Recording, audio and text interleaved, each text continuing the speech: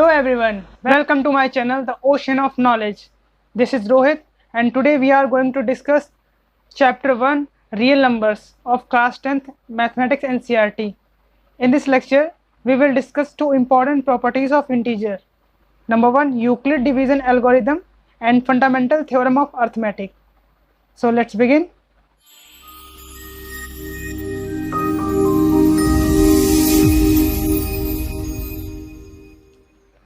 तो हमारा चैप्टर है रियल नंबर्स, चैप्टर 1 है मैथमेटिक्स क्लास 10th की मैथमेटिक्स बुक का चैप्टर 1 है रियल नंबर। इस लेक्चर में हम दो थ्योरम जो होती हैं हमारे इंटीजर से रिलेटेड, दो थ्योरम बहुत ही इंपॉर्टेंट थ्योरम है, यूक्लिड डिवीजन एल्गोरिथम और फंडामेंटल थ्योरम ऑफ अर्थमेटिक्स। इनको आज हम डिस्कस करने वाले हैं। तो चलिए सबसे पहले बात कर लेते हैं यूक्लिड डिवीजन एल्गोरिथम की। तो चलिए जानते हैं क्या होता है Euclid division algorithm. It says that when we divide a number a from a number b such that remainder r is always less than divisor r, that is r is less than b। मतलब कहने का मतलब ये है कि किसी number a को किसी दूसरी नंबर b से डिवाइड करते हैं इस तरह से, तो हमारे पास एक डिवीजर रिमाइंडर मिलता है r, जो कि हमेशा b से कम होता है। ओके, इस एल्गोरिथम का यूज़ हम मेनली टू इंटीजर्स के एचसीएफ फाइंड करने में करते हैं। क्लियर? मतलब यूक्लिड डिवीजन एल्गोरिथम का यूज अप्लाई कहाँ करते हैं हम? मेनली जो है दो इंटीजर हमें कोई गिवन होते हैं उनके एचसीएफ फाइंड करने में करते हैं। मतलब फाइंडिंग एचसीएफ, एक minute, finding HCF of two integers. Got it? चलिए बढ़ते हैं अगली स्लाइड पे बढ़ते हैं हम। अगला देखते हैं हमारा स्टेटमेंट क्या है। नेक्स्ट थ्योरम है हमारी फंडामेंटल थ्योरम ऑफ अर्थमेटिक। ये क्या कहती है? चलिए देखते हैं। It says that when we represent a composite number as a product of two prime number in a unique way. Clear? कहने का मतलब ये है कि फंडामेंटल थ्योरम के अकॉर्डिंग हम किसी भी कंपोजिट नंबर को दो प्राइम नंबर के प्रोडक्ट के रूप में यूनिकली लिख सकते हैं। फॉर एग्जाम्पल के लिए मैं एग्जाम्पल से आपको समझाता हूँ ताकि आपको क्लियर समझ में आ जाएगा। जैसे कि हमारे पास मान लेते हैं कोई नंबर कंपोजिट नंबर का मतलब होता है भाज्य संख्याएं, हिंदी में कहते हैं भाज्य संख्याएं, और प्राइम नंबर का मतलब होता है अभाज्य संख्याएं। क्लियर? तो किसी भी भाज्य संख्या को हम दो अभाज्य संख्याओं के गुणनफल के रूप में लिख सकते हैं। ये इसका हिंदी मीनिंग हुआ। क्लियर? कैसे? फॉर एग्जाम्पल देख लेते हैं यहाँ पर। जैसे कि मान लेते हैं हमारे पास कोई कंपोजिट नंबर है 6, ठीक है, तो इसको हम किस तरह से लिख सकते हैं मल्टीप्लिकेशन के रूप में? 2 into 3, 2 into 3, एक मिनट, 2 into 3। क्लियर? तो यहाँ पर 2 क्या है? प्राइम नंबर है। 3 भी क्या है? प्राइम नंबर है। हमें पता है कि प्राइम नंबर्स क्या होती हैं।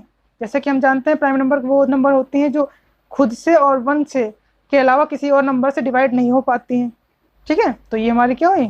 प्राइम नंबर्स हैं। इसी तरह से अगर हम 6 को इस तरह से भी लिखें 3 into 2, चाहे 2 into 3 लिखें, बात वही है। तो यहाँ पर भी क्या है? ये प्राइम फैक्टर्स हैं, प्राइम नंबर्स हैं।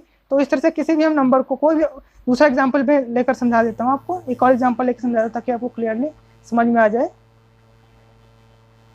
इसका स्टेटमेंट का मतलब क्या है। जैसे कि हम मान लेते हैं कोई भी नंबर ले लेते हैं, जैसे कि हमने ले लिया 15। क्लियर? 15 को क्या लिखेंगे हम? 5 × 3, या इसको हम लिख सकते हैं 3 × 5। तो यहाँ पर हम देख सकते हैं 5 और 3 both are prime numbers. Clear? And 15 is a composite number. ठीक है, तो फंडामेंटल थ्योरम यही कहती है कि हम किसी भी कंपोजिट नंबर को दो प्राइम नंबर के प्रोडक्ट के फॉर्म में लिख सकते हैं। क्लियर? जानते हैं फंडामेंटल थ्योरम ऑफ अर्थमेटिक का एप्लीकेशन क्या है, मतलब इसको कहाँ अप्लाई करते हैं, इसका यूज़ कहाँ पे करते हैं। फंडामेंटल थ्योरम ऑफ अर्थमेटिक का यूज़ मेनली हम दो जगह करते हैं। पहला तो जैसे कि कोई भी इरेशनल नंबर होती थी हमारे पास, √2, √3, √5, √7, इनको इरेशनल प्रूफ करने में हम इस थ्योरम का यूज़ करते हैं। और दूसरा क्या है इसका एप्लीकेशन? दूसरा हम किसी भी रेशनल नंबर के डेसिमल एक्सपेंशन में ये एक्सप्लोर करने के लिए करते हैं कि क्या वो पर्टिकुलर रेशनल नंबर टर्मिनेटिंग है या नॉन टर्मिनेटिंग है। कहने का मतलब ये है इस थ्योरम का कि हम किसी भी रेशनल नंबर के डेसिमल एक्सपेंशन को, रेशनल नंबर्स के डेसिमल एक्सपेंशन में यानी डेसिमल एक्सपेंशन में यूज़ करते हैं इस थ्योरम का। हम ये जानने के लिए यूज़ करते हैं कि क्या कोई पर्टिकुलर रेशनल नंबर टर्मिनेटिंग है या नॉन टर्मिनेटिंग। तो टर्मिनेटिंग या नॉन टर्मिनेटिंग का मतलब क्या होता है, जब भी कोई भी नंबर हमारे पास पी बाई क्यू के फॉर्म में दी होती है, कोई रेशनल नंबर हमें पी बाई क्यू के फॉर्म में दी होती है, यानी पी अपॉन क्यू के फॉर्म में कोई भी नंबर दी होती है। फॉर एग्जांपल हम ले लेते हैं 2/7, क्लियर। इस तरह से कोई भी प्राइम नंबर ले लेते हैं, तो जब भी हम इसको डिवाइड करते हैं 7 को 2 से, तो हमें कुछ यहाँ पे डेसिमल्स में नंबर मिलती हैं इस तरह से 7 2 14 कहिए 6, इसी तरह 7 0 बढ़ा लेंगे 7 56। तो इस तरह से जब हम डिवाइड करते चले जाते हैं, तो यहाँ पर जो डेसिमल एक्सपेंशन मिलता है हमें, वो या तो हमें टर्मिनेटिंग मिलता है या नॉन टर्मिनेटिंग मिलता है। मतलब या तो ये एक टाइम के बाद ये डेसिमल जो है यहाँ पर क्लोज हो जाता है, मतलब ये डेसिमल रिमाइंडर आना 0 हो जाता है, या तो रिमाइंडर हमेशा मिलता चला जाता है और यहाँ पर नंबर जो है रिपीट होती चली जाती हैं।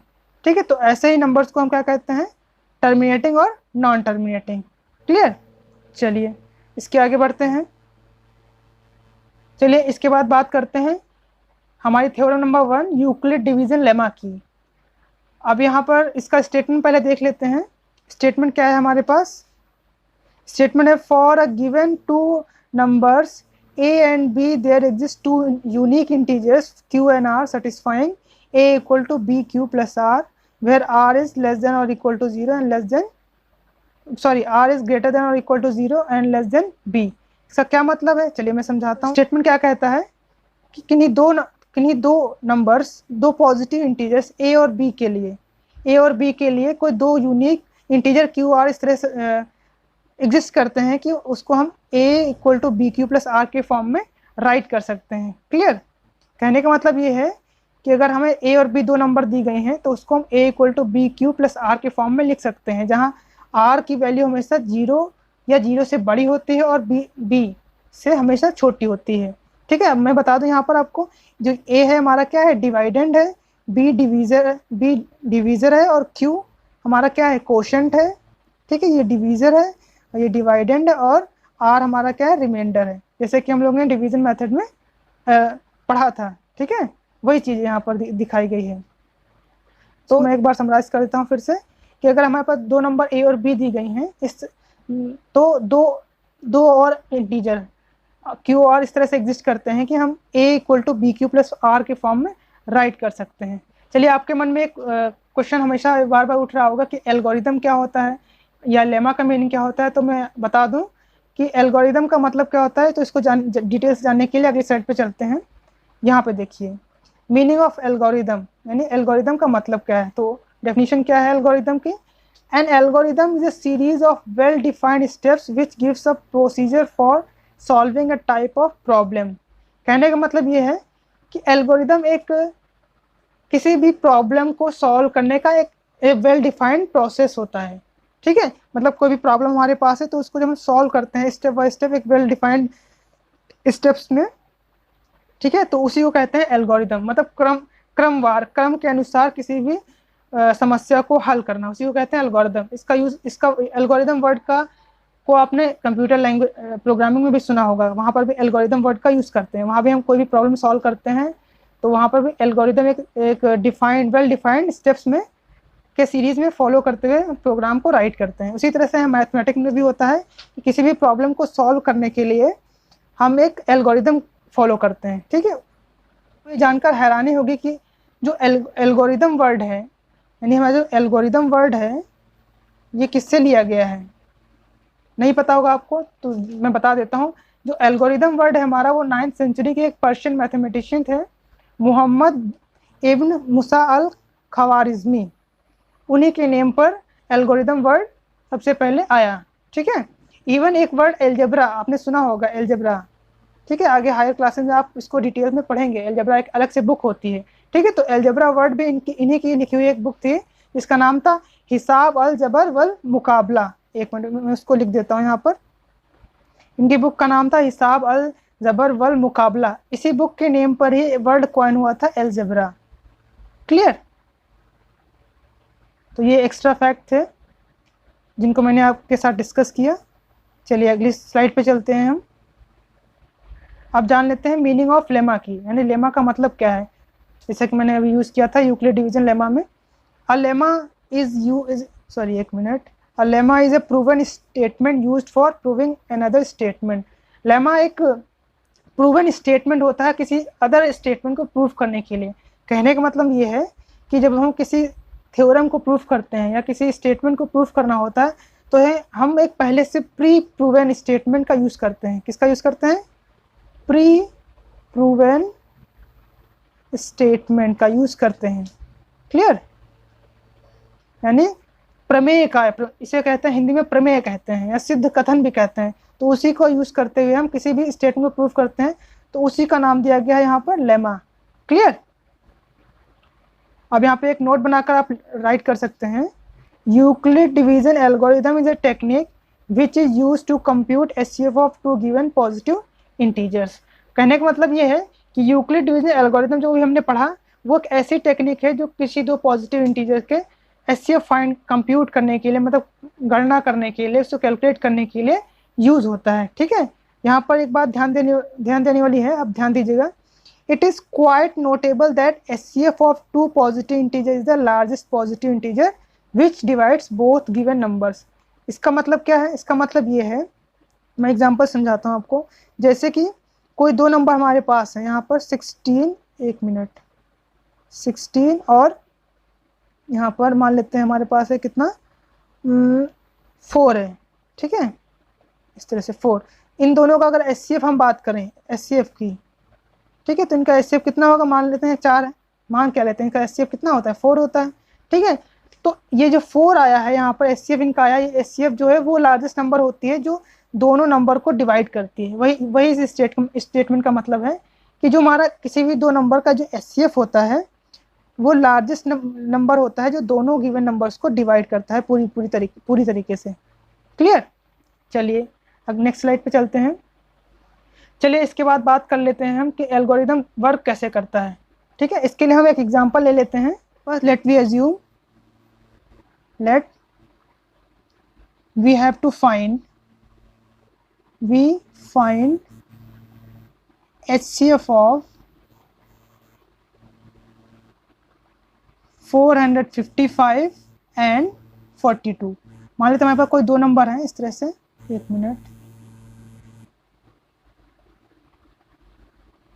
455 और 42 का हमें HCF फाइंड करना है। हमारे पास दो पॉजिटिव इंटीजर दिए गए हैं। ठीक है, और हमें इनका HCF फाइंड करना है with the help of Euclid division algorithm. ठीक है, तो कैसे करेंगे? तो मेरे साथ देखते रहिए इसको। इसके लिए हम क्या करेंगे, सबसे पहले हम एक बिगर नंबर ले लेंगे। ठीक है, एक नंबर ले लेंगे इस तरह से, और सबसे पहले हम स्टार्ट करेंगे बड़ी वाली नंबर से। ठीक है, बड़ी वाली नंबर हमारी कौन सी है? 455। कौन सी नंबर है? 455। ठीक है, तो इसी से स्टार्ट करेंगे हम। तो सबसे पहले हम राइट करेंगे यहाँ पर 455 इक्वल्स टू 42 मल्टीप्लाई 10 प्लस 35। ये कैसे राइट किया? आप सोच रहे होंगे ये मैंने कैसे राइट किया। तो वो इस तरह से राइट किया है, जैसे कि हम लोग लॉन्ग डिवीजन मेथड का यूज़ करते हुए हम HCF फाइंड करते थे। सेम प्रोसेस यहाँ पर भी अप्लाई करेंगे। क्या करते हैं, मैं इसके लिए आपको एक एग्जांपल से समझा देता हूँ ये कैसे हमने फाइंड किया। चलिए देख लेते हैं। यहाँ पर मैं आपको बता देता हूँ मैंने कैसे फाइंड किया। हमें इसमें करना क्या होता है, हमें इसमें जो स्मॉलर नंबर होती है उससे बिगर नंबर को पहले डिवाइड करते हैं। ओके, 42 वंस टाइम लगाएंगे हम इस तरह से, 42 जीरो बढ़ा देंगे, यहाँ पर जीरो भी बढ़ा देंगे, पूरा हमारा कितना बचाएगा यहाँ पर 35। ठीक है, तो इस तरह से हमारे पास क्वोशंट कितना आया, 10 आया, और रिमाइंडर कितना आया, 35 आया। क्लियर? तो इसी का यूज़ करते हुए मैंने वो लाइन वहाँ पे राइट की थी। ठीक है, तो इस तरह से यहाँ पर हम राइट कर लेंगे। अब यहाँ पे क्या करेंगे, इसके बाद ये पहला स्टेप है। ठीक है, फिर उसके बाद क्या करेंगे हम, इसके बाद जो हमारे पास क्वोशंट आया है, ठीक है, सॉरी, इसके बाद वहाँ जो यहाँ पर डिवीज़र था, क्वोशंट नहीं, यहाँ पर जो डिवीज़र है और यहाँ पर जो रिमाइंडर है उसको लेकर के हम फिर से उसमें यूक्लिड लेमा अप्लाई करेंगे। ठीक है, कैसे करेंगे? तो हम यहाँ पे लिखेंगे 42 इक्वल्स 35 मल्टीप्लाई 1 प्लस कितना बचेगा यहाँ पर 7। ये कैसे किया मैंने, मैं आपको दिखा देता हूँ यहाँ पर, 1 मिनट।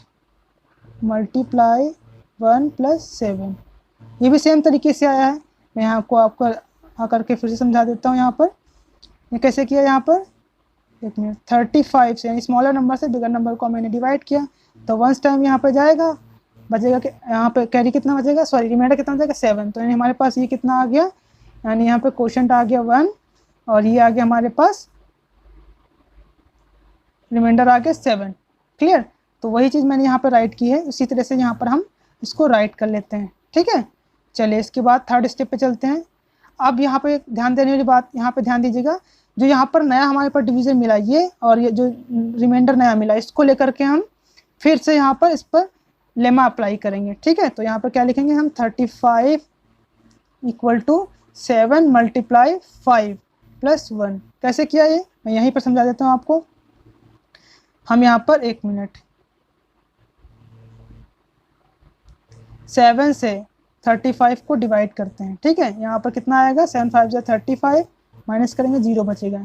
ठीक है, सॉरी यहाँ पर 0 नहीं, यहाँ पे 0 बचेगा। ठीक, तो यहाँ पे हम देख रहे हैं कि थर्ड स्टेप में हमारे पास रिमाइंडर कितना बच रहा है, 0 बच रहा है। तो यहीं पर हम रुक जाएंगे क्योंकि इसके आगे हम नहीं बढ़ सकते हैं। क्लियर?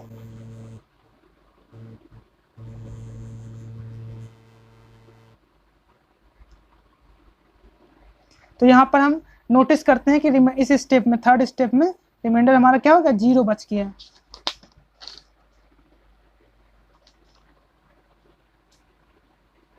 तो इस तरह से हम कह सकते हैं कि जो हमारे पास नंबर गिवन थी, कौन कौन सी नंबर गिवन थी यहाँ पर देख लेते हैं।